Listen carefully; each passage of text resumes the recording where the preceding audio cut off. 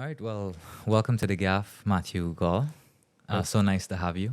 Thank you very much for having me. Yeah, absolutely. How are you doing? I'm doing well. Can't complain at all. Yeah, how's life treating you? Life is treating me good. Of course, we're in a new year, and I know all of us have high expectations of having a great year. So, just laying the foundation for what I expect to be a great year Yeah, currently. yeah, me too. I love that. I think I always sort of say that we're in a good time for young people. There's a lot of opportunity, maybe Definitely.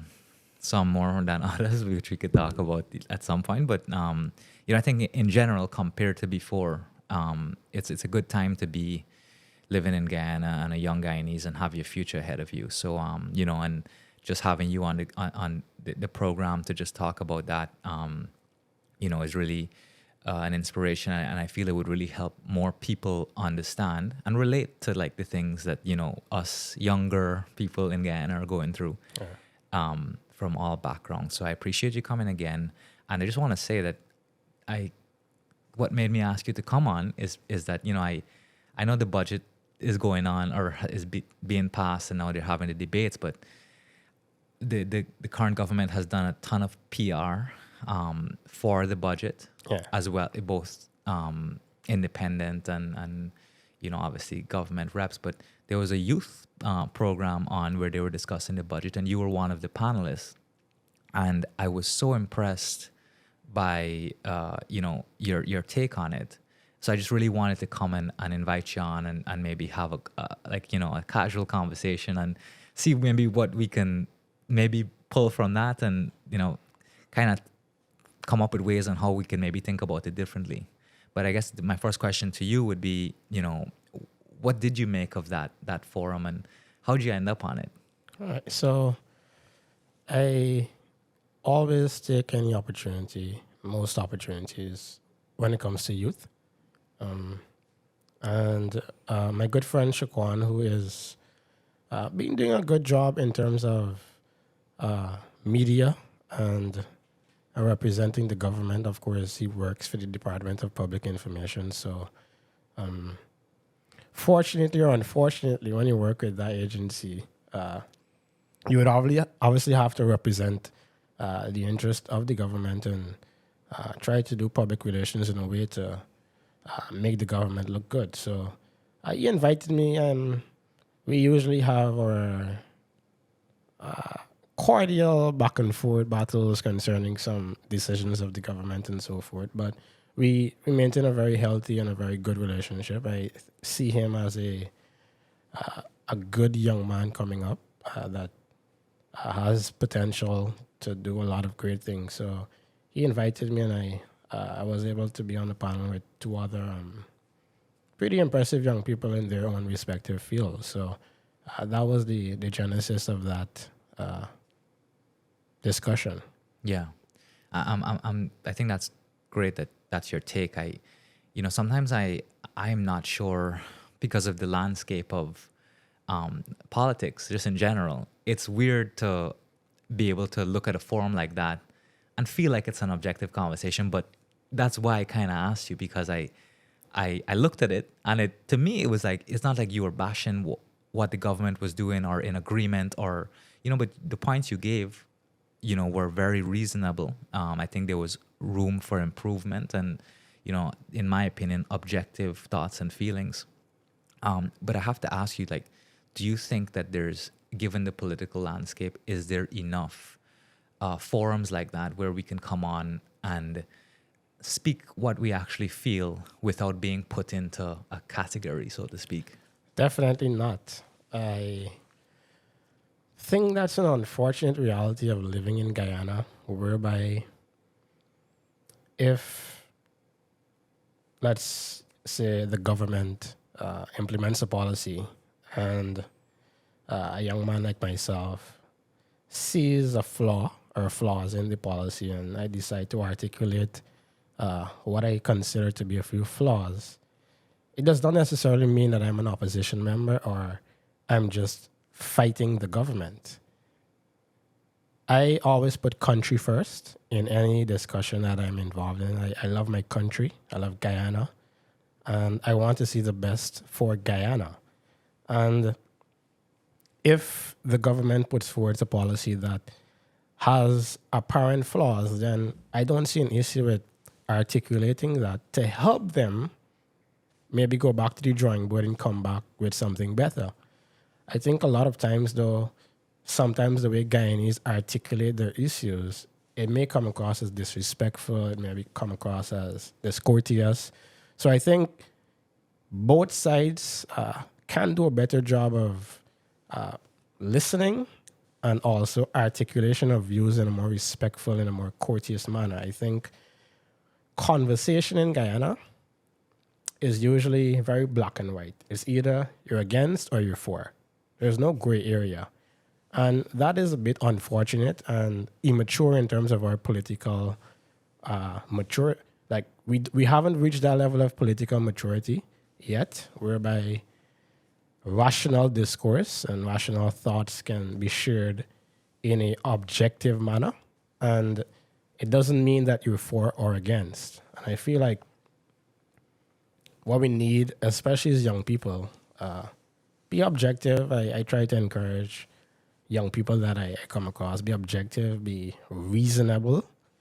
You can praise, you can criticize, do both in a measured manner. Don't go too high, don't go too low.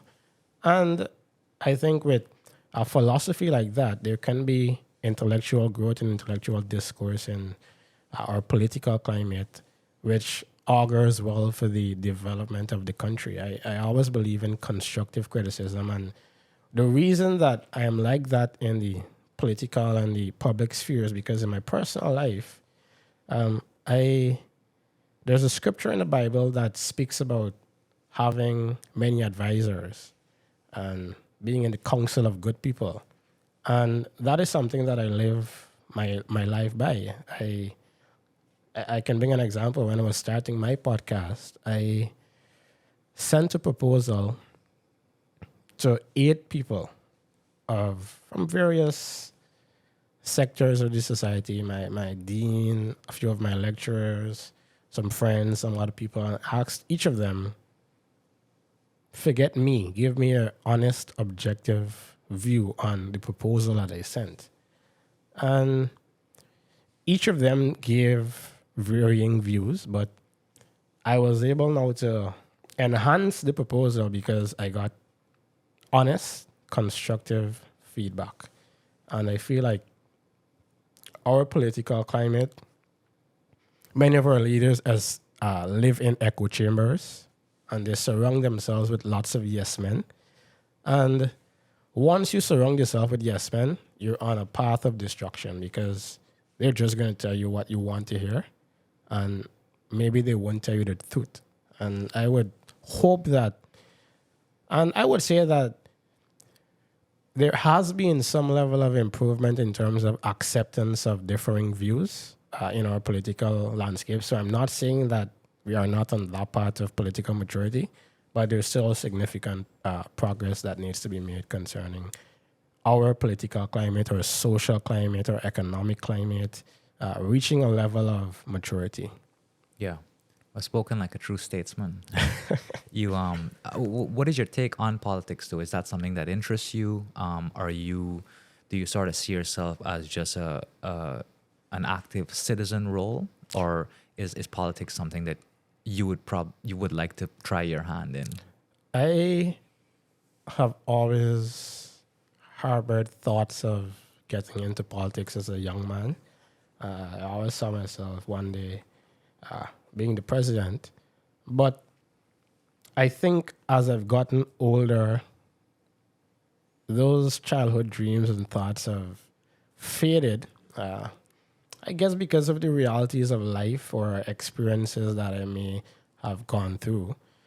I come from a family that has a political background, but a very objective family. So my mom, she was a former member of the PNC, and then she left because she did not like the direction that the party was going, which taught me that being objective is something that you still can be, and you don't have to be swallowed up by the ideology of a party. I found it very brave that she was able to leave because she didn't like the direction that the institution was going. And many times in Guyana, people stay in places that they know are not where they ought to be. Right? So I come from that background. But even though when my mom was in that party, she never forced me. She never tried to force an ideology on me. She always taught me to be independent, to be objective, and whichever path I decide to go, she will support. So in terms of my current views on politics, I have no active interest in getting into politics currently, but maybe in 10 to 15 years, those views may evolve as life progresses for me. But as of current, I just want to be an active participant in the development of my nation. And I always believe that if a government is in power, regardless of who is in power, it would be best to work with that government to try to effect change if that's what you want to see, or to try to effect policies, to try to effect developmental goals, whatever it is, work along with the government. It doesn't mean that you subscribe to their ideologies and all of their policies and all of their goals, but it makes no sense just fighting because you can against the government of the day. I believe that the opposition has a crucial part to play in Guyana's development and in Guyana's growth. We can get in, I don't know if we're going to get into that, but we can get into whether the current opposition is doing that, what they're supposed to do, whether they're doing it in a competent manner. But that's not necessarily my business. My current goal is to just be an independent, objective thinker when it comes to any matter of national discourse.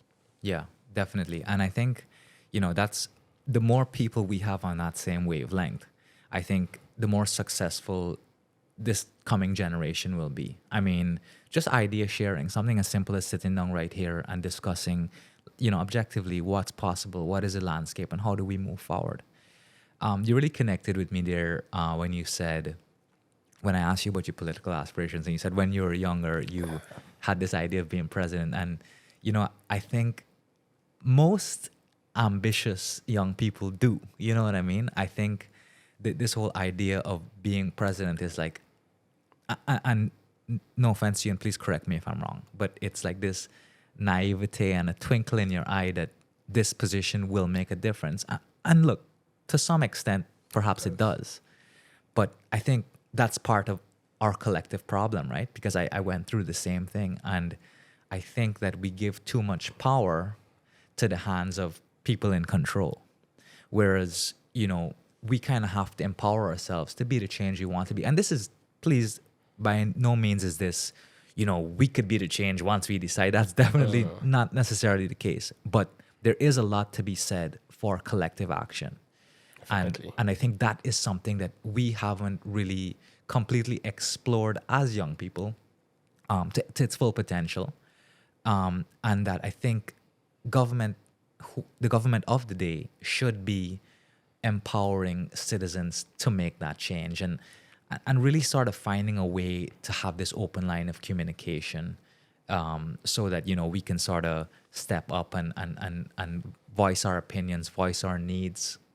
But yeah. If I can add before you move on, I just want to clarify that I have nothing against young people getting involved in active politics. I actually commend them and encourage them to do so.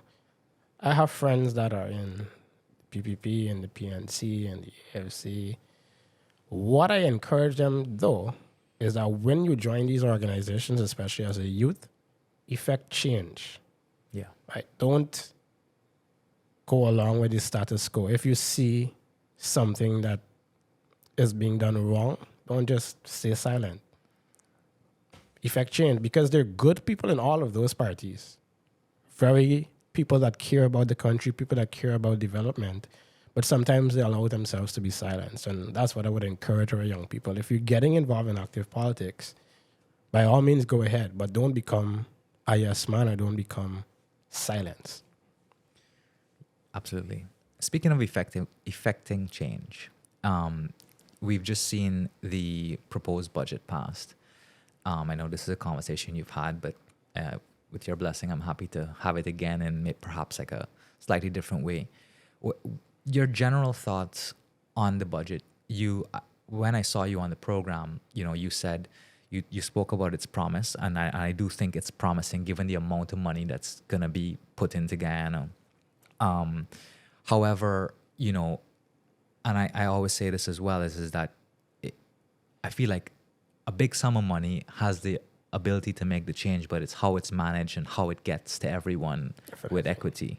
So, are you optimistic that there are, this can be like a game changer for young people in our society? Or, because there are a lot of people that, who aren't feeling this at all. The people who, are struggling to make ends meet. We're feeling it when we go to buy groceries and stuff like that. Some way more than others. But what are your macro thoughts on that?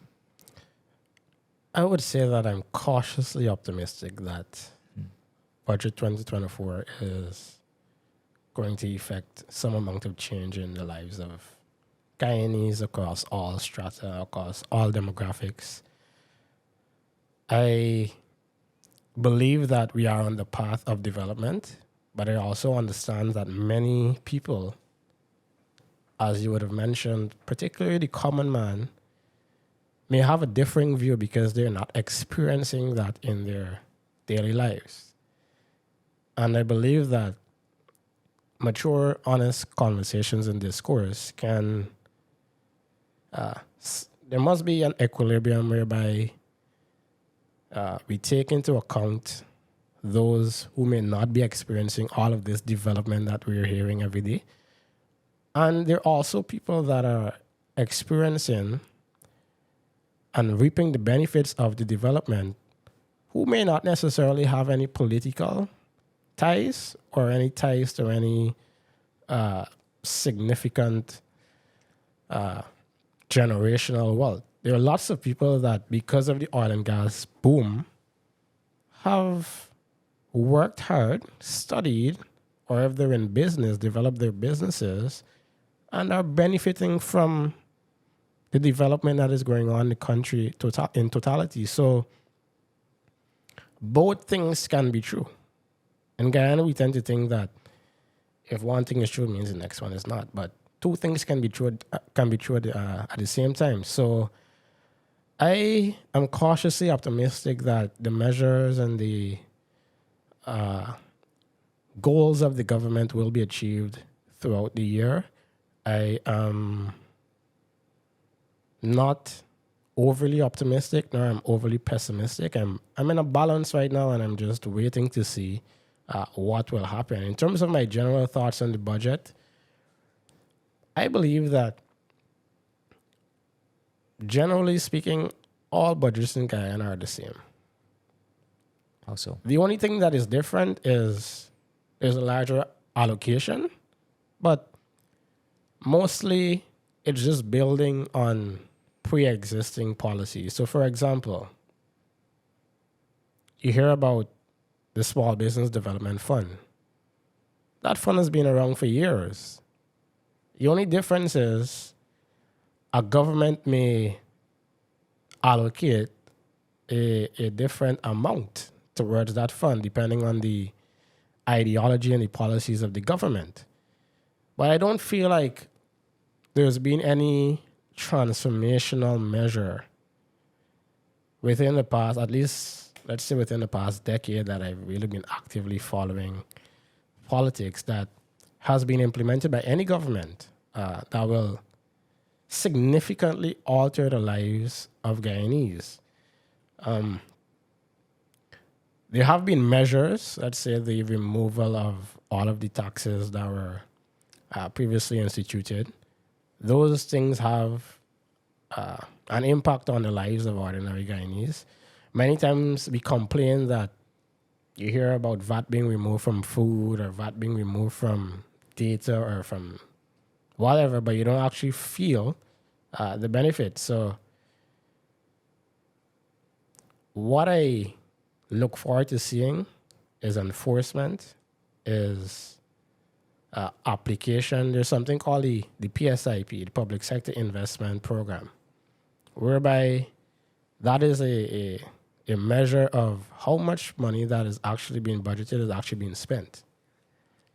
For many years, Guyana was struggling on that index because if I budget 100 million to build 2 roads, probably only 40 million is spent because of a plethora of reasons, whether that be the weather, the contractor is just a bit complacent or lackadaisical. Multiple reasons can explain why the budgeted amount is not necessarily reflected in reality. So what I want the government to focus on more is implementation of the goals and the measures that they've outlined. For example, the Linden to Mabura Road, that was in the budget last year. Not much work was done over the past year to make that promise a reality. It's featured again in the budget this year. So again, implementation, holding the government accountable, and what I think is most important in Guyana is value for money. And many times our politicians don't value the hard-earned taxpayer dollars that they're responsible for stewarding. And I think that's where lots of Guyanese become detached, become frustrated, become disillusioned with anything that any government says, because you read in the newspapers on a weekly basis a new scandal relating to corruption, relating to mismanagement of funds, and you become... Corruption has sort of become a norm in Guyana, it's become accepted. I'm actually doing my master's right now, and I read an interesting article talking about the benefits of corruption last night. The benefits of corruption. And as strange as that sounds, I feel like that article can be applied to Guyana because, unfortunately, and don't get me wrong for those that are watching, I'm not endorsing, I would never do that. But unfortunately, to get things done in Guyana, you have to do X, Y, or Z. And the viewers know what I refer to. And that is where majority of the common man has become disillusioned and detached with anything that any politician has to say, anything that is in the budget. Like, they don't pay any attention to that. And as much as I don't think that they should, you can't fault them because all they've been accustomed to hearing is, oh, this person used $10 million to sponsor a scholarship for his son from the government's coffer. This person bought a gold band. This person did that. This person did that with the taxpayers' dollars. So I think that accountability, implementation, and value for money and smart spending is what we need in Guyana to truly develop. I read an article the IDB put out, Better Spending, Better Lives. I would encourage any person interested in national development to read that publication, Better Spending, Better Lives. It speaks about, and it's a study that was done in the Latin American Caribbean region, but it speaks about how governments mismanage funds, and sometimes even in areas that they have good intentions, they make poor decisions. So let me give you a quick example, education. If you go through our statistics, education in the hinterland regions is considerably below the standards that we experience in Georgetown and Region 4 and these regions. Is there any study being done by the government, or is there any when they sit to do these budgets, do they look at those statistics and, maybe we put 70% of our education allocation towards the hinterland region to bring them up to the level of Region 4? Or do we just say, all right, 40 billion for the education sector, that's it? You go buy books because we care a grant and blah, blah, blah. Is there any data influencing the decisions of the government? Like in that same article, I read that spending more on primary education might be more beneficial for the long-term development of a child than investing in secondary education. Not saying that we have to do that in Guyana, but are there any data, are there any studies informing our spending habits in any sector? I feel like that's what we need to ultimately reach, to experience smart spending and value for money. Just let me jump in for a second there. So I am big on data, big on the numbers. And I always say that, and beyond education, which is an obviously very important one, we do such a terrible job at making decisions based on valid information. Correct. So, which is kind of, in a way, that's how the politics plays to its people, right? Because it's like, we saying this, so you just got to trust that what we saying is for y'all benefit, right?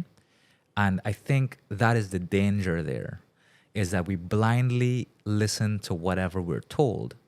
And we kind of have to come to terms with that, even though we might not feel it. So if the government is saying, well, things are great, there's $1 trillion in the economy, this is amazing. I'm like, well, maybe I don't feel too amazing, but they're saying it, so maybe things are better. And this is like, we can apply this to anything. We can apply this to our tourism industry. We are we catering to the right amount of people and their interests? Where are they coming from? Are we catering to them? Are we capitalizing on that market? You could take it back to education, crime. Are we dealing with crime specifically? Health? Like, what are we really suffering from, and what resources do we need?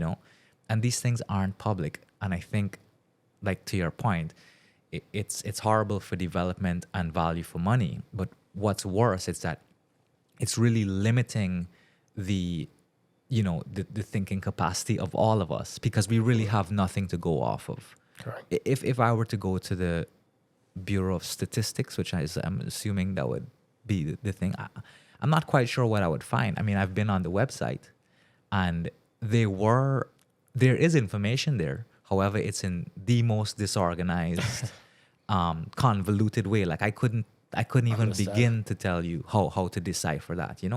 So maybe if I worked there, I could. But then, how does the average man, do that? And so I think that's super important. I want to touch on a you're a numbers guy. You talk about economics and a bit of finance, and we're talking about value for money. And obviously there's, like you said, there's a lot of money in the budget for people to capitalize on certain projects and then, have that economic opportunity.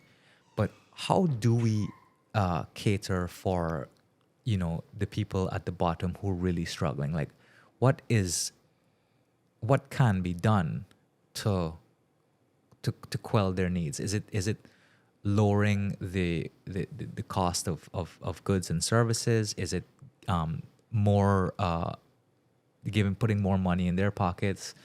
What kind, like subsidies? What can we do where we're at a point where everybody has an equitable opportunity? Because it would be unrealistic, in my opinion, and correct me if I'm wrong, if we just took all our money and split it between everybody in the country. That's a bit unrealistic. So what can we do? I mean, because I just feel the narrative right now is one side saying there's a lot of money, and then there's one side saying there's no money for poor people. So there's very differing views, but I just feel like we're not talking about the direct solutions.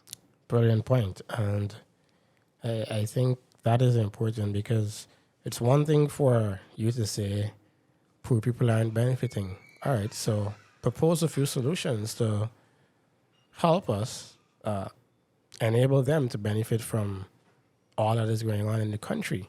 So our discourse has to move from just highlighting ills and becoming more solution oriented. I personally believe in two pillars: education and entrepreneurship. We can discuss whether, I know a few years ago there was a big discussion on cash transfers. Economist Clive Thomas had proposed that we give every family $1 million. I'm not a proponent of things like that, but I don't really want to get into that right now.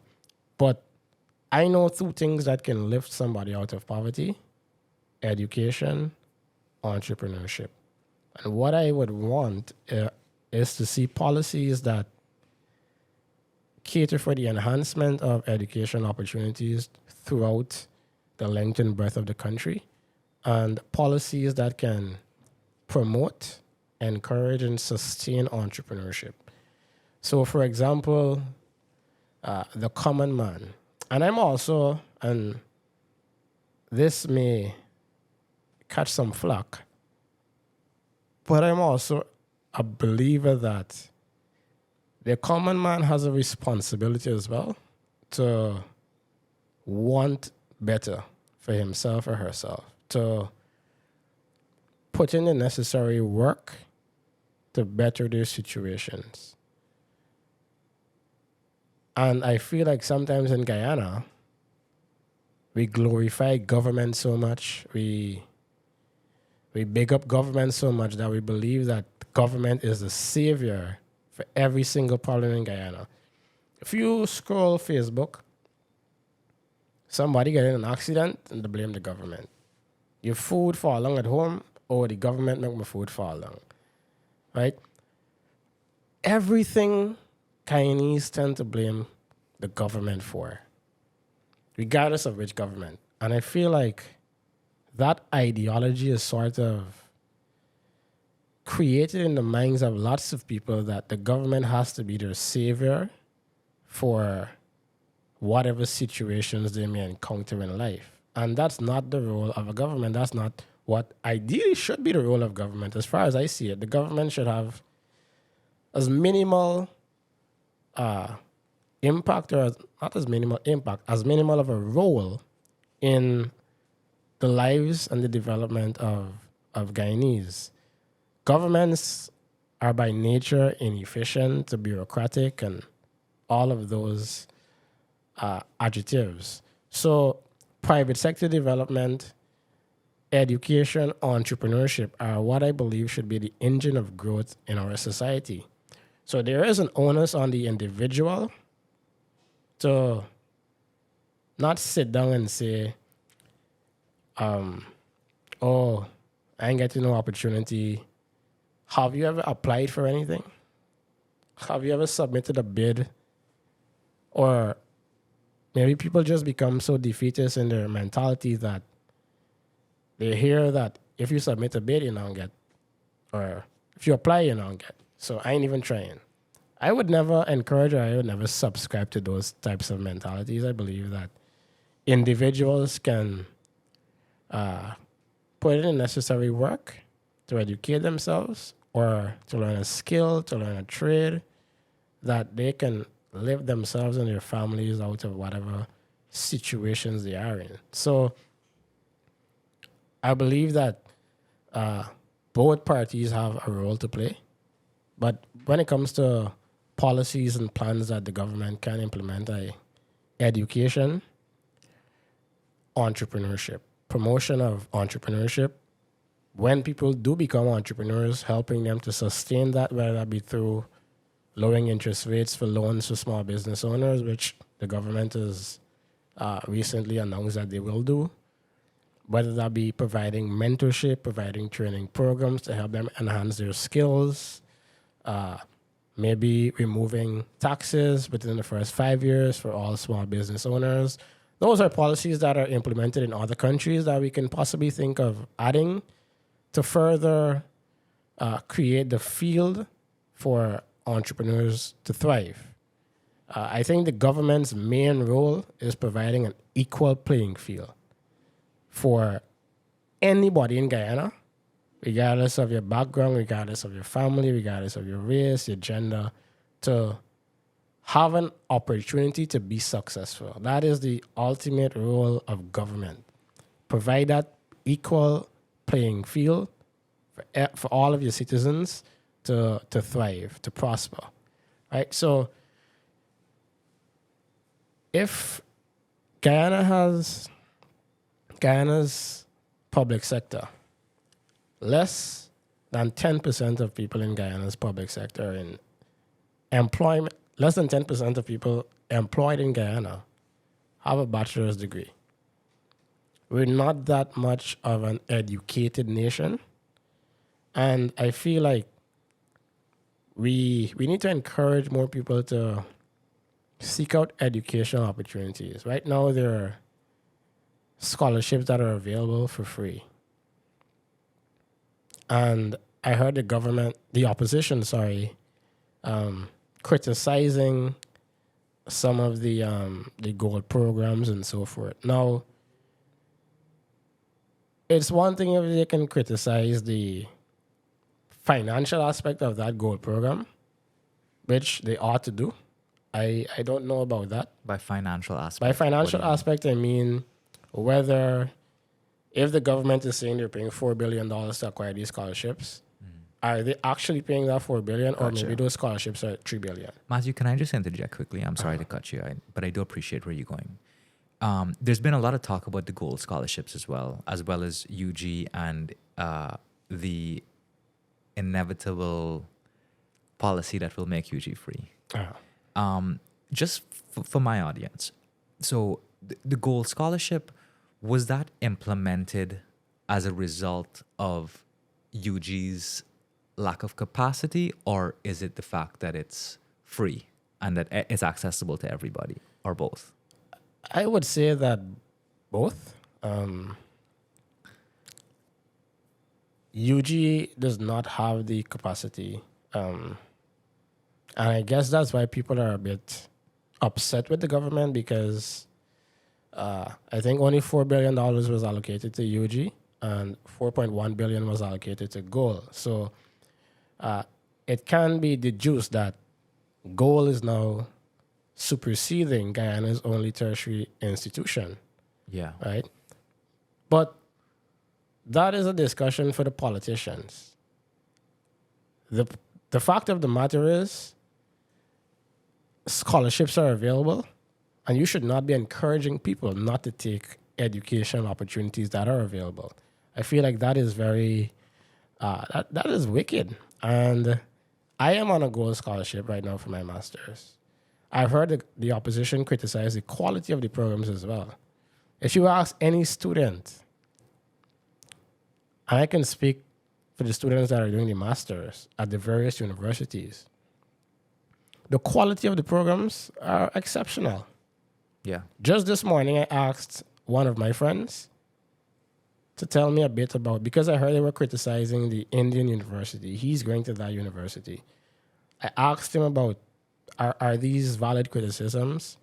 And he said, no, it's very difficult. The quality of the content is can rival other premier academic institutions. So the quality of the education that you're receiving is phenomenal. You're getting it for free. There are no, unlike UG scholarships that maybe you have to go work for the government for 5 years after, there's none of that. All you have to do is 6 months, a 6 months project in a community. Okay. Right, with the goal. So you can get your master's, do your 6 months project, and if you want to leave, you can leave. There are no restrictions. So I feel very passionately about this issue because... I'm sorry, but the degree that you're getting from Gaul, and just from my knowledge, that holds the same amount of weight were you as any other masters or... Definitely. Yeah. All of the academic institutions are accredited institutions. Okay. For the master's program. I haven't done much research on the bachelor's degree programs that they're offering because I've already got my bachelor's. I didn't really care to interrogate that Did you get your bachelor's at UG? at UG. Okay. I'm coming to UG in a few because, like I said, two things can be true. Gaul is a great initiative, but the University of Guyana is, I would say, one of the premier academic institutions in the world. The quality of students that UG has produced is second to none across the world.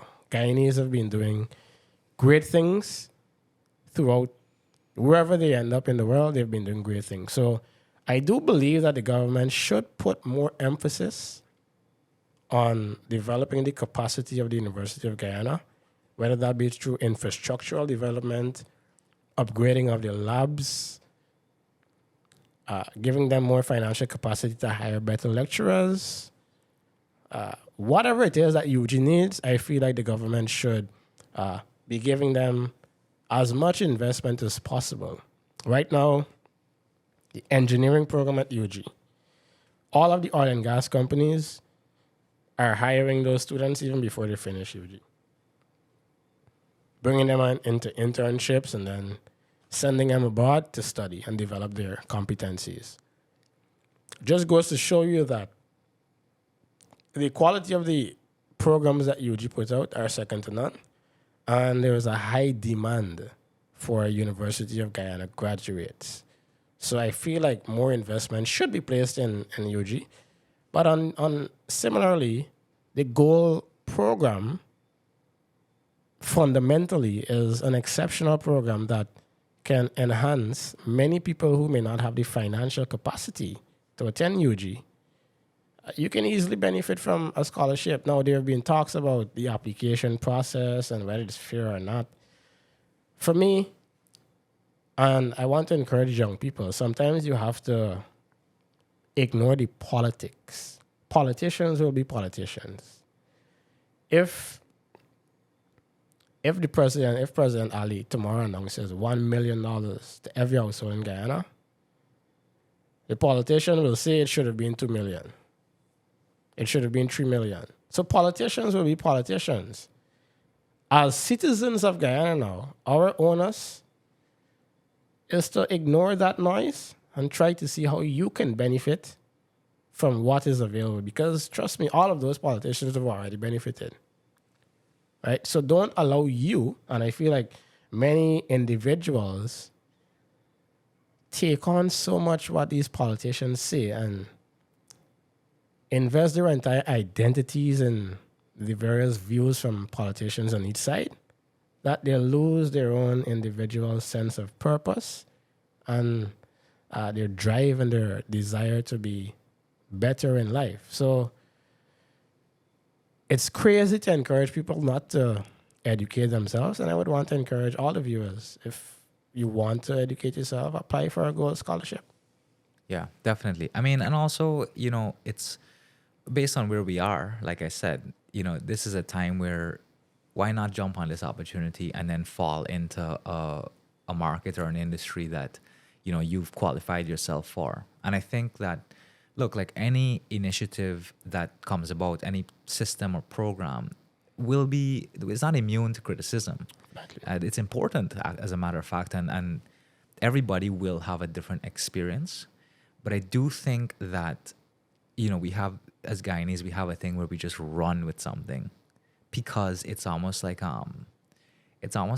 tragedy porn, right? Because it's bad, it's appealing, and that just trigger us, and we're like stimulated by that.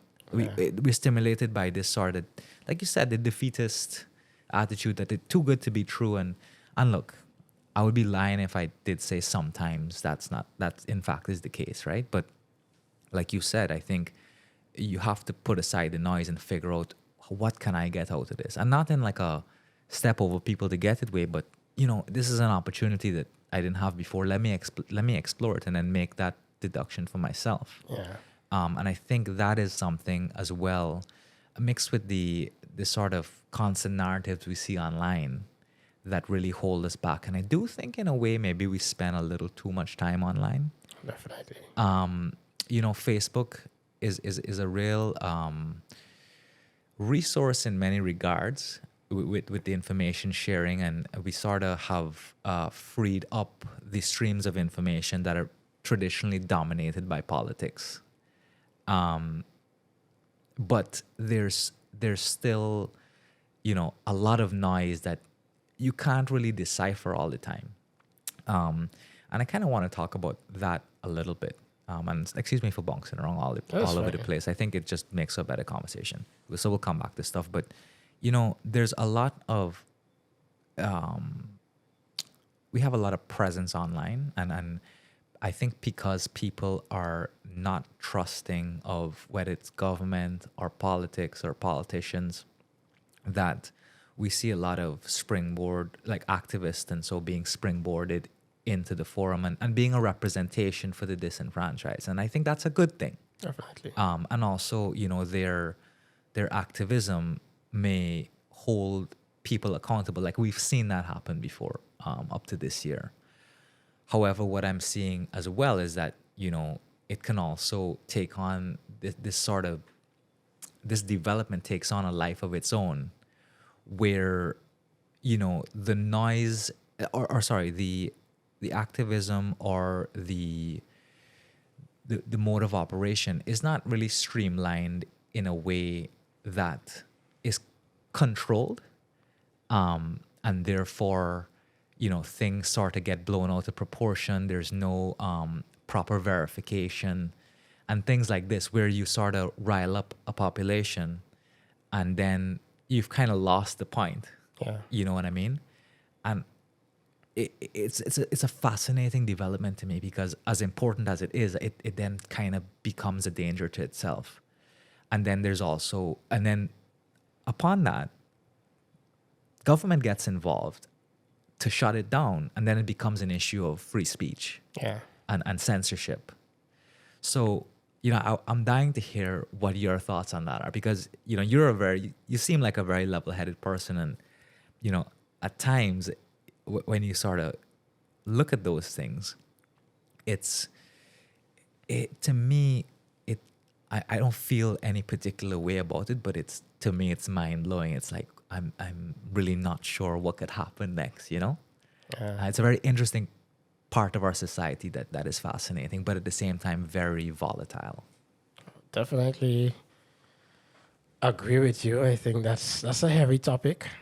I was on Twitter last week, and I have a friend, Darwin Wills. I think he's in the media. He works at NCN, but he was making a point that he wants to see maybe a podcast or a forum to discuss the impact of social media in Guyana. I don't feel like we have truly understood.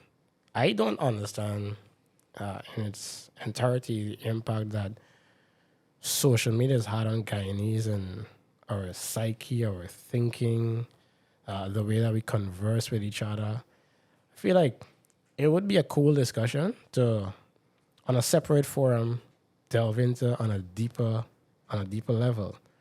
But I have built my platforms through the responsible use of Facebook. I am very active on Facebook, sharing jokes, sharing my views on matters of national discourse. I have been called by ministers of government, previous government, this government, if I make a post that they may or may not like. And I would also say that a few of my posts, particularly when I was younger, were a bit over the top. So, but that's normal. We all. Yeah.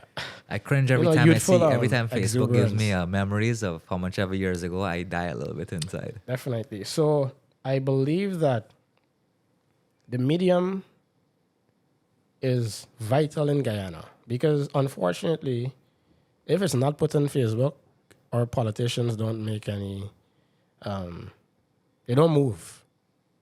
You don't think there's another way to engage them effectively without there making may a be scene? other ways, but I think social media is the best way, because I feel like everything now has become PR when it comes to politics and governance.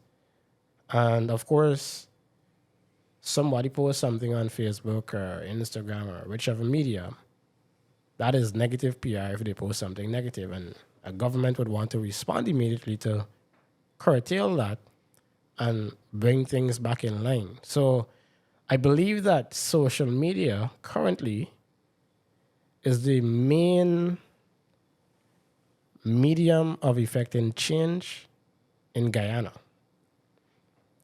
I don't believe that that should be, but it is. And now it behooves the citizenry to be responsible in the way that they use social media. Unfortunately, Guyana's social media climate is filled with irresponsibility, propaganda on every front, misinformation, and just poor, unhealthy discourse on almost any matter. Unfortunately, also because of the distrust with politicians, with sometimes even the media, or not unfortunate or fortunately, we've seen a rise of social media activists or activists in general that generated, because some people don't like the term social media activists, right? But their activism has been commendable and has borne results. But on the flip side, sometimes, I don't know if it's the hype or sometimes you can lose yourself. I never experienced this before. Sometimes you can lose yourself in social media, and it can make you somebody that I feel deep down you're not. For example, you listen or you read the way that we interact with each other on certain posts. In person, we would never say some of the remarks that we make online. Sometimes I've had experiences whereby literally at 3 p.m. somebody makes a derogatory remark or a disrespectful remark, what I consider to be derogatory, disrespectful to me on social media. And I happen to butt up with them at KFC or Pizza Hut or somewhere, like 20 minutes after. And they're reaching out their hands, they're putting out their hands to come and shake my hands and give me compliments. But 20 minutes ago, you're online saying all manners of things. And like, I cannot understand how we've allowed this medium to fracture our humanity, fracture our compassion, fracture our respect for each other as Guyanese. And I think social media has gone wild now in Guyana. There is also the aspect of there literally is no verification for almost anything that is posted. Somebody wakes up with a conspiracy theory, they post it on Facebook, and thousands of people share it. Because in Guyana, unfortunately, we have a herd mentality. We're so polarized that whatever we see, we share. I think recently we had that incident, unfortunately, concerning the where a few news entities reported that all of the soldiers were found alive. Yeah. And that took on a whole life of its own. That wasn't the time to get it wrong. That wasn't the time to get it wrong. Correct.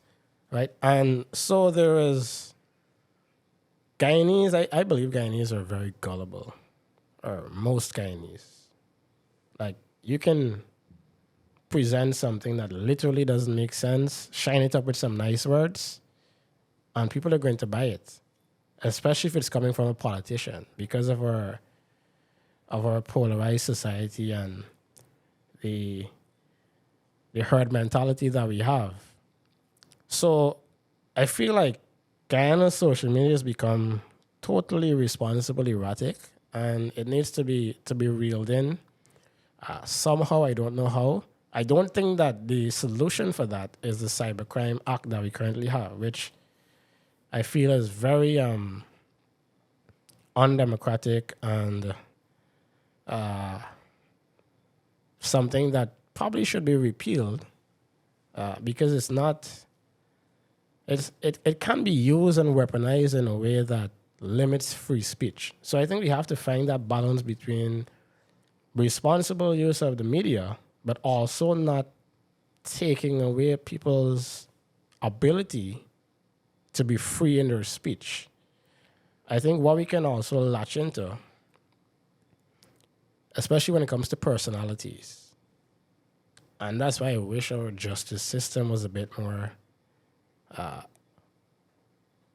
faster and quicker, and that we had a more like a culture of suing people, Yeah. defamation of character. And over the past few years, it's become Yeah. you see lots of people going to the courts over defamation of character, but that's something that is very serious in this country because you can take years to build your reputation, you can take years to build a business, and somebody wakes up one day and posts some nonsense that is not in any shape or form true, Yeah. and thousands of people share it, and But that's the fear. That's the fear, right? I mean, that's the fear with the beast that has been born from the society we've built. Is that you, with the tap of a thumb or two thumbs, you besmirch someone's character, totally, especially if you have influence. definitely. So, while I disagree as well with the cybercrime bill, by the way, I think just to give my thoughts quickly is that it's a good idea in theory, but if you're going to have it, at least have equity with the justice you're serving out to people. Like you can't enforce it on one group of people and then have your people doing the exact same thing. Politicians will be politicians. But it's unfortunately. unacceptable, right? Yeah. And granted, like, it's just it's kind of like lashes on your hand. It's not, nobody's gone to jail yet. We yet to see that, but it's just annoying because it's like you have an opportunity to not be petty and change the narrative, but instead you choose to kind of lean into it, which is frustrating because then it's like, well, how do you expect people who are on the fence to not feel victimized themselves, So it's a very interesting thing, and I think there's way more to talk about in that, which, Definitely. based on this, I hope you come back. But before we, I just want to continue talking about a few more things. We spoke about the common man earlier, and I want to bring this back up because this is a very heavy discussion going on right now. And to me, the idea of the common man, which is very much a real thing, by the way. And when we say that, it's like, people struggling to make ends meet who are not getting the contracts. And it's not as black and white, but there are a big section of people not seeing direct benefits or opportunities given to them, like a few. But my fear is that it's kind of being used as a political football right now. Whereas one side justifying about the common man, the other side is advocating on his or her behalf. But we haven't really defined the common man and the limitations of what the sort of what the common man needs tangibly, like where we can put like a definitive thing on it, so that he or she and they can get to the next level and to feel included and to feel like they're given equity in this massive opportunity that's now bestowed upon the country. So how do we define the common man? Is it by like a financial, economic status, or, access to certain things? And how do we, ensure that that group of people is given this sort of leg up? And I know you talk about entrepreneurship and education, which is very important. I would love to talk about that too. But how do we sort of begin defining this issue before we even solve it? I definitely agree with you that it has become a political football. And that's why I mentioned earlier sometimes you have to remove the politics out of these issues, and that's why sometimes I'm sometimes disappointed in my fellow Guyanese for allowing themselves to be used in a political game. Starbucks News has been doing a series, cost of living series, where I think they featured over 100 people who've shared some really unfortunate and some sad stories about the impact that the rising cost of living has had on their lives and their families. Those are real people with real stories. It would be foolish to ignore those real stories that people are experiencing on a day-to-day basis, right? And like you mentioned, there is a wide cross section of the society that is not seeing the benefits of this massive transformational economic development that the country is experiencing. So I feel like there needs to be dialogue with these people. And I commend the president because I see he's been going into communities, he's been walking the streets.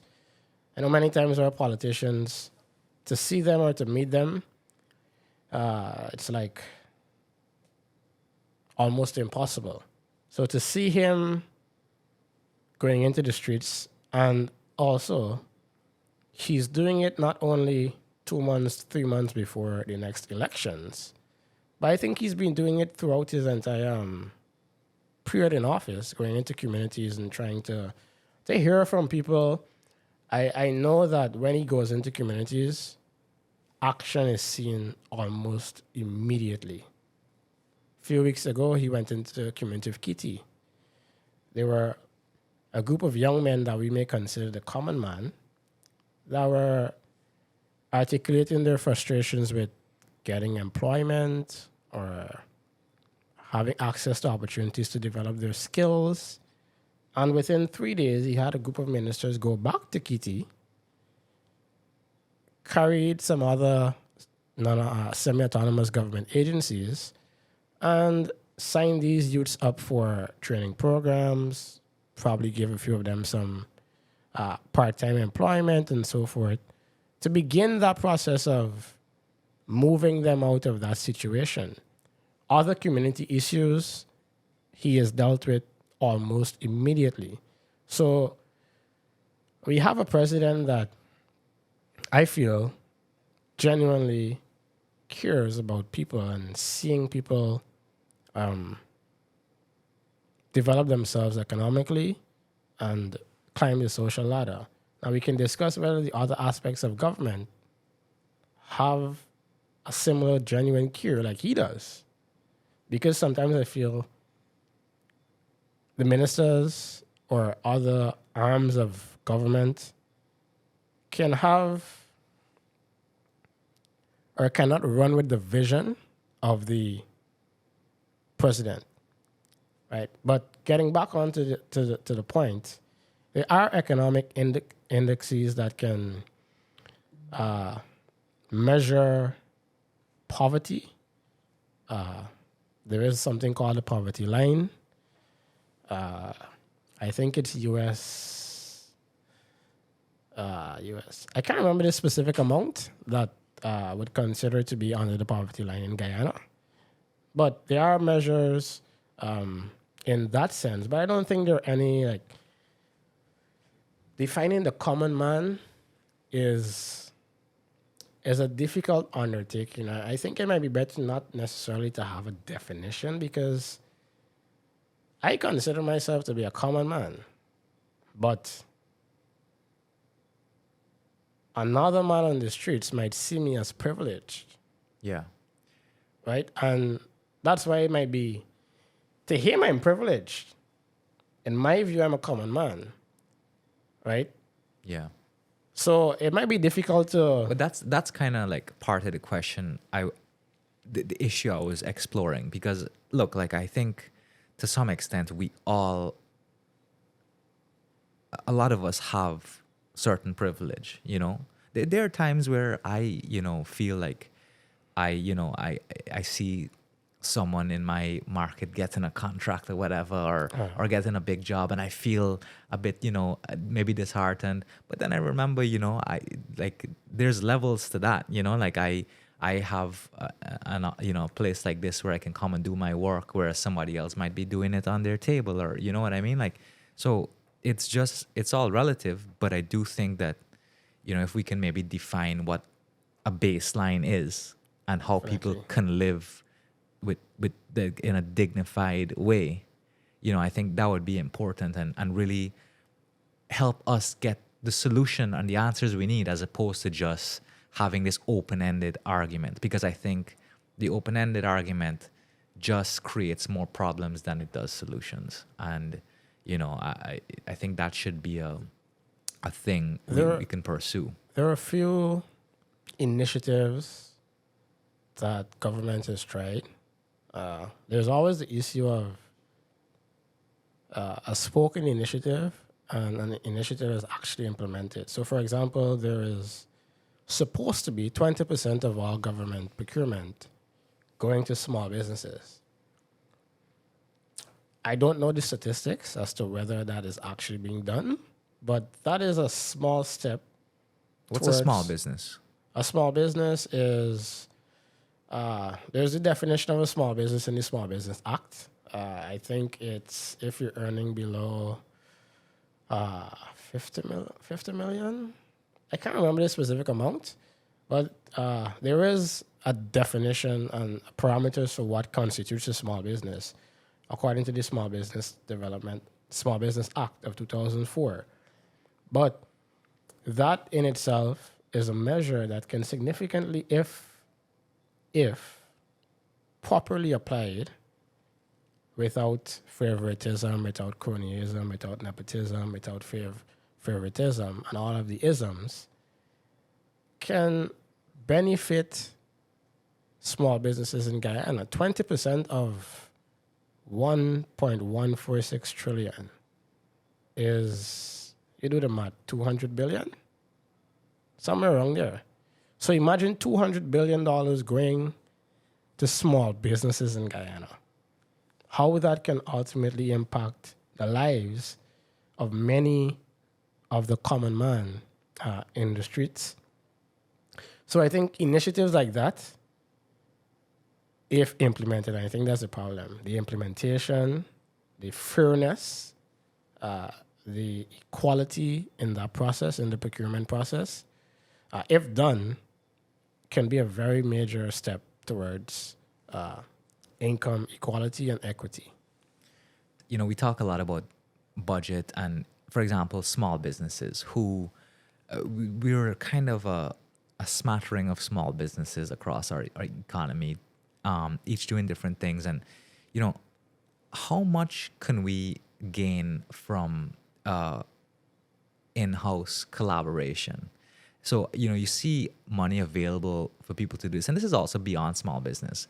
But I think a lot of times, a lot of Guyanese are missing out because we've traditionally our entrepreneurship style, and just because of how our economy is and access to funds and whatever, we are very like one-man shows, So if you and I are in the film production business, let's say, because that's my kind of field, you have your production company and I have mine, and maybe you do weddings and I do other family events or parties, but there is a need in the market for a multitude of production services that needs a significant capacity to fill. But you and I have kind of grown up in this market where the food has been limited, so we hold in our cards close to our chests, and I don't really want to see you kind of get that, and I want to jump on it before, and vice versa. Whereas if we sort of collaborated and had a joint venture, we can probably attack this from a more holistic approach. And I sense that we're kind of missing that, especially among our young people who have all the good ideas, And I think a lot of it, the failure of it at many times could come down to lack of, maybe some people have not traditionally adhered to systems and vice versa, and they kind of are a bit small-minded in the approach of doing business. But how much do you think is missed out by the lack of collaboration? It's a very brilliant question, and anyone that knows me knows that I'm a big proponent of collaboration. My first event that I had, ECONOME, which is a business conference and mixer that is primarily catered for young entrepreneurs, small and medium-sized enterprises, and young professionals. I did a topic on collaboration over competition. My second event that I had last year, I had Vice President of GCCI, Mr. Richard Rambaran, a very brilliant guy, deliver an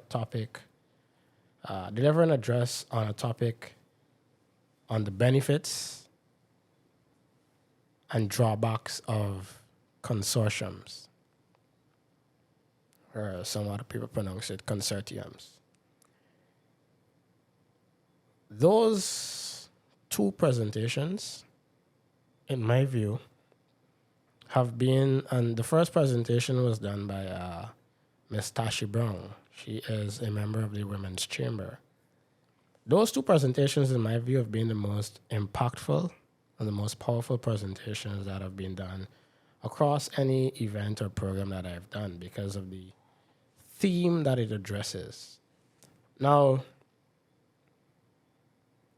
sometimes I jokingly tell my friends, even if everything was perfect in Guyana, most Guyanese still wouldn't benefit because we have a poor mindset about almost everything.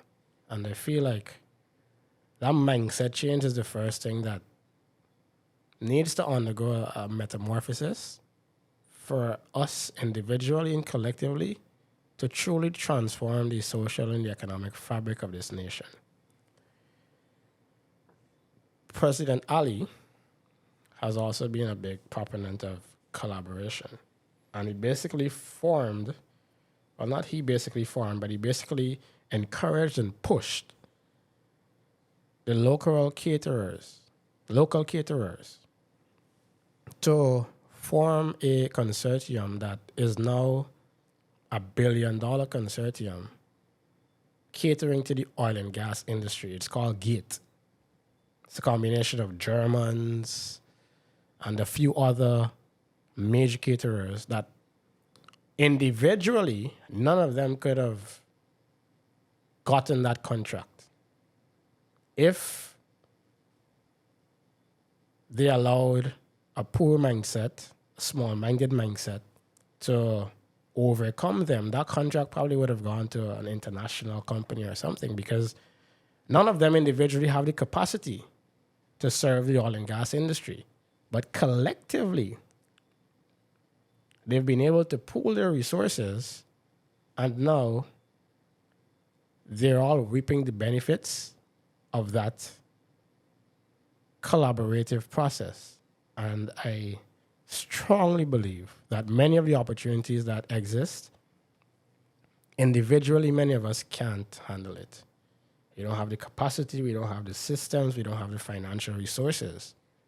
However, through collaboration, pooling together of skills, talent, resources, assets, we can benefit on a grander scale from all of the opportunities available. And for anybody that wants to view those presentations, just type in economy on Facebook. I would encourage anybody to view. The event was 3 hours. You just skip to that part where you see Richard or Tashi speaking on collaboration, and none of them are more than 15 minutes. Just watch, soak up all of that information and knowledge, and try to put it into your daily lives, especially if you're in the business community. I was watching one of your previous programs with guy from Altitude, Javid. Javed, Yannick, Victor. and Victor. That is an example of a collaboration. People within different spheres of the entertainment sector coming together to try to benefit each member. In every sphere, tourism, entertainment, culture, music, arts, food, whatever it is, I would want to encourage people to seek out more collaborative endeavors. In Guyana, we have, unfortunately, a Switzerland mentality, meaning I start a podcast on finance. My neighbor sees that maybe I'm probably earning $500,000 every month from the podcast. So they want to start a podcast on finance too. They might start earning $300,000. The next neighbor now sees the same thing, and he starts a finance podcast too. So by the end of the year, we have 10 people talking about finance in a very small economy, and none of us might even be making any money, right? The Switzerland mentality, whereby, and it's seen in communities a lot. A Switzerland open, they ain't even going to another community and open a Switzerland. They're going to open a Switzerland right next to yours. How many Switzerlands can really cater for 100 people in a community that you can make a profit from, right? So that mentality is not beneficial towards profitability, towards sustainability, towards productivity, right? I'm not saying that because I am a finance podcast, you're probably a lifestyle podcast, meaning that nobody else should join those industries. I'm not saying that. What I'm saying is that collaboration over competition will ultimately augur well for both parties, financially, economically, and in terms of our long-term sustainability. Sometimes it's better to own 5% of a company than 100% of a company. You might be making $100,000 owning 100% of this company, but you might own 5% of another company and make $1 million. That is something that Guyanese need to learn. Yeah. Yeah, for sure, definitely. And I think that's so important. It's funny, you saying that, and I'm thinking in my head, the street I live on actually has 5 bottom house shops in the street. Yeah. So, and I always thought, this is such Doesn't a make crazy any sense. This is a crazy thing. How did the last person build a shop thinking there's I can make a lot of money on this street, It's fascinating though, and I think I think young people especially who have these bright ideas definitely can benefit a lot from collaboration. There's so much to go around, and I think once there's idea sharing and all that stuff, and a proper agreement, I must stress, a legally binding agreement, because we do also have this culture of very casual business relationships within small enterprise, and it hurts a lot of people and a lot of relationships. So I just wanted to throw that out there. But in addition to that, and I'm going to wrap it up with this, is that, a lot of people can learn, and maybe myself to some extent, especially, can learn about money management and dealing with their finances, because I've always thought, it's always a very intimidating thing.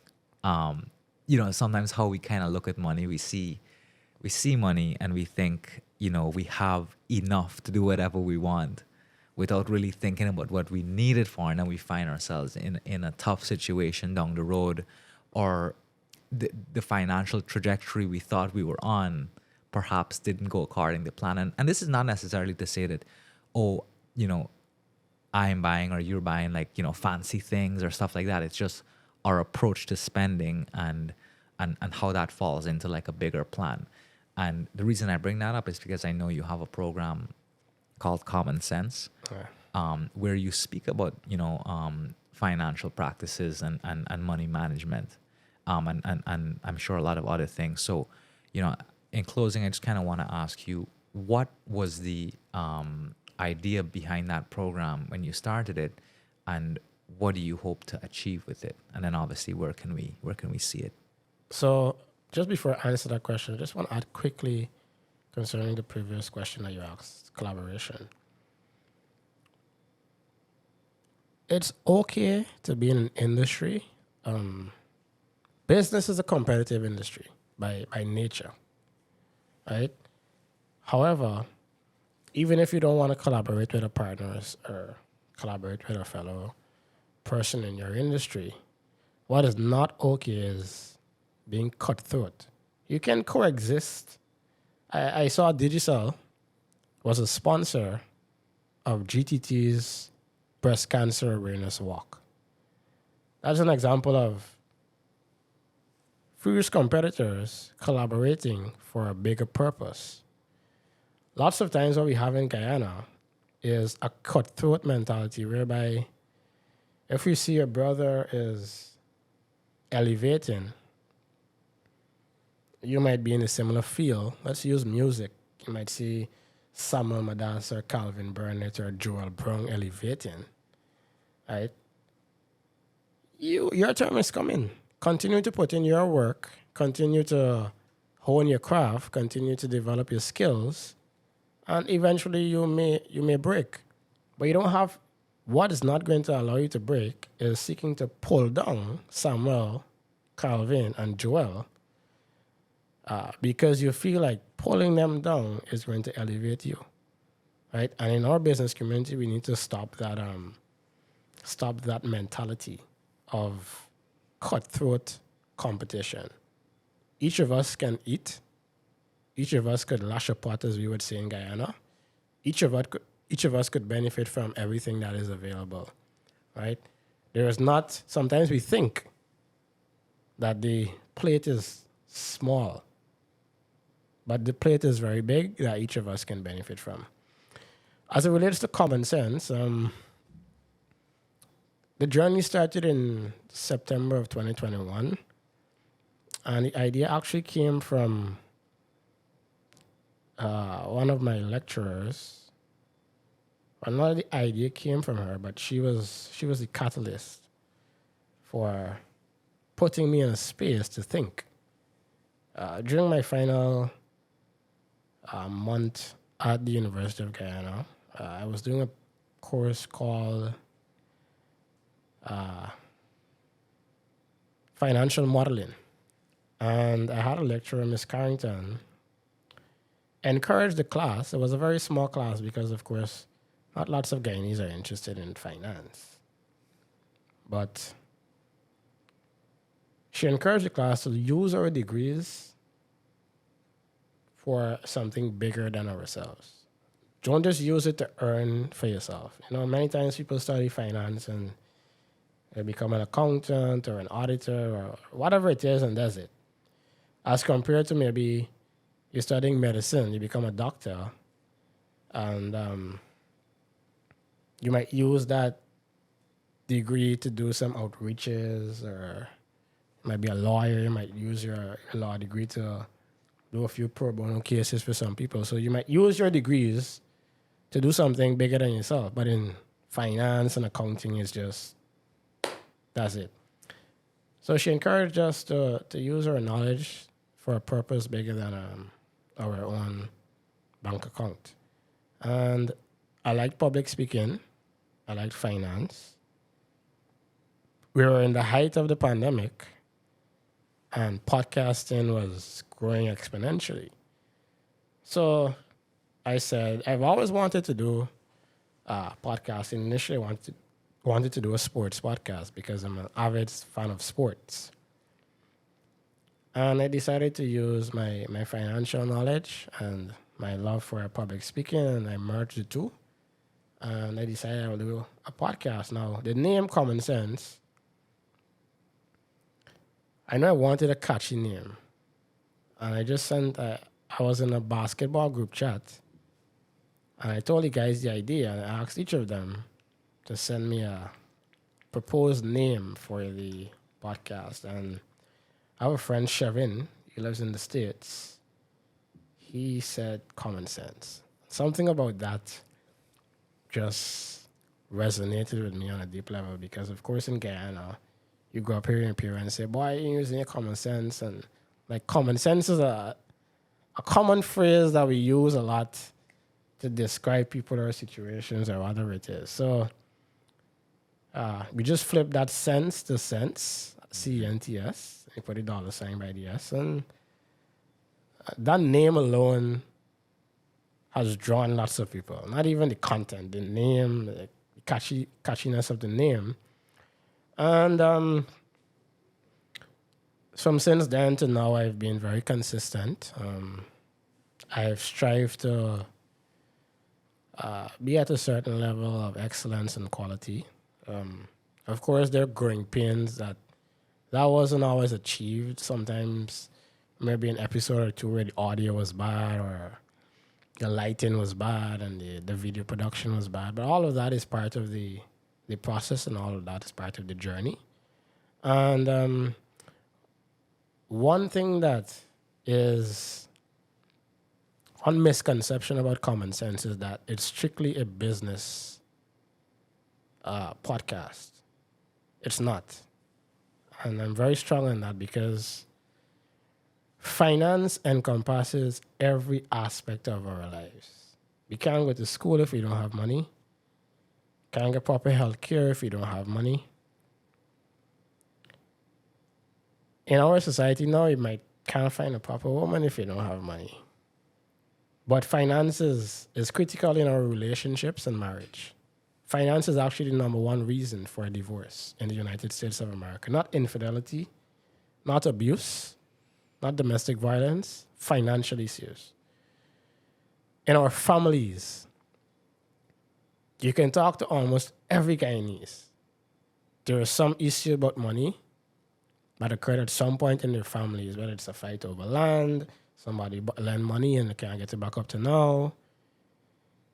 In our friendships, you go to outside or altitude for a night of drinks with the guys, the bill comes up to $200,000, and a man says you gotta go to the washroom. You never see back for the rest of the night. That can affect the longevity of that friendship.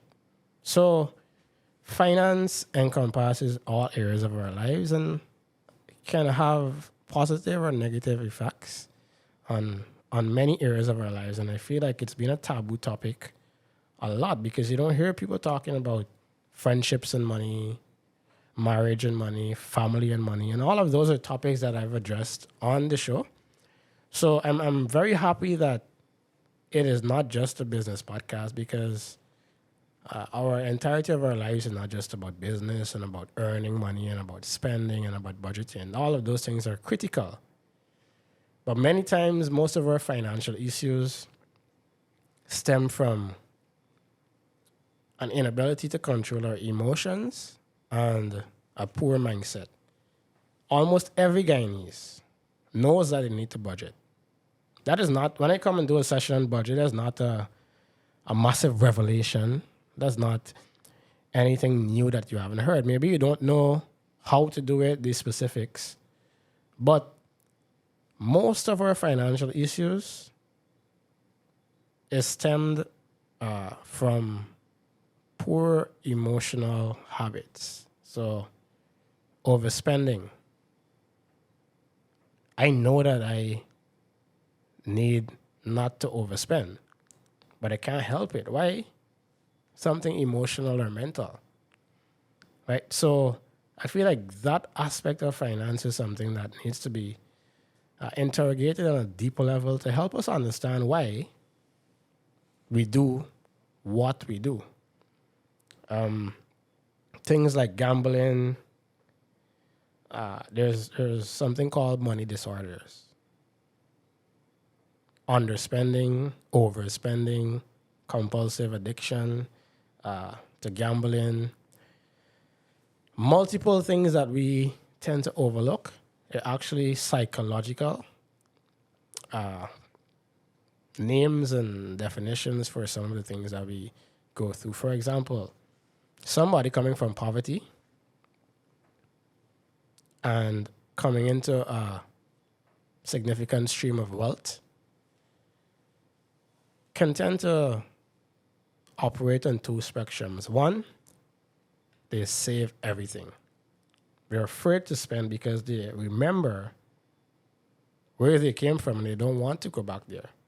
So you might see somebody doing really well, yet still they're walking the road and the shoes got a hole, or something that can really improve their quality of living and standard of life. They're not going to buy it even though they have more than enough money to buy it, because there might be a fear of going back to where they came from.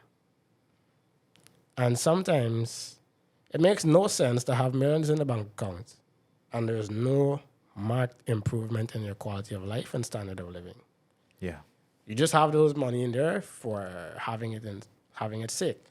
On the flip end now, somebody coming from poverty, now experiencing a significant source of wealth, might want to make the entire world know that, hey, I came up from nothing to something now, and I'm going to splurge. Time to blase. Blase, right? And buy all the latest designer this, designer that, and so forth. So I'm glad where common sense has come. I know that it's not something that will be... I won't be doing common sense for the rest of my life.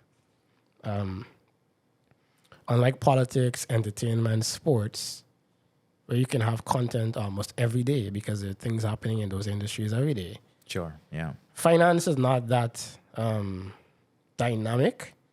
So I know that there is a finite period that I will do it. There might also be a finite period that I'm interested in doing it and maybe pass it on to other people to run with the torch and push it bigger and better than I ever could. So in the near future, I plan on continuing to build on it, but I'm working on moving out of this realm as it relates to just dealing with finance. Probably, I don't know if I want to go into another podcast and do another topic or whatever, but I'm also working on passing the torch on and allowing somebody else to run with it.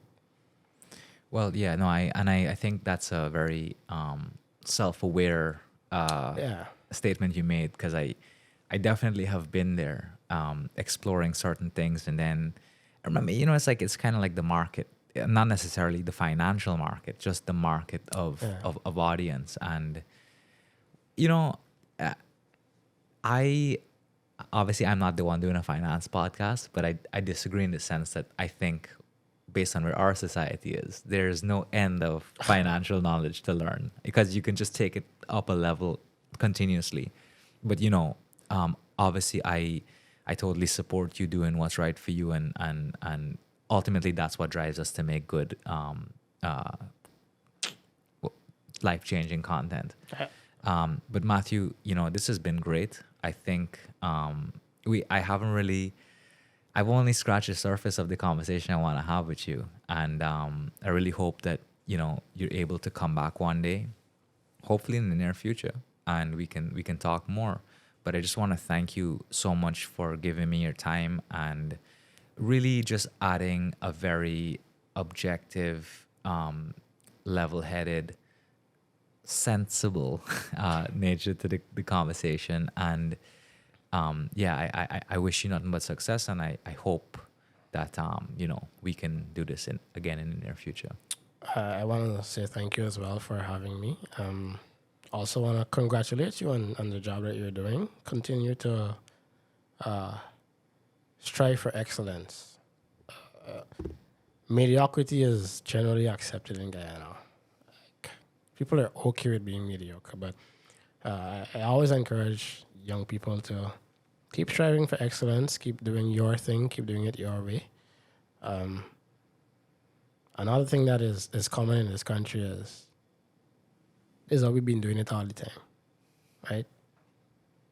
We don't have to do it how it's been done all the time. I mean, how it's been done all the time is clearly not working either way. So why would we continue doing it that way?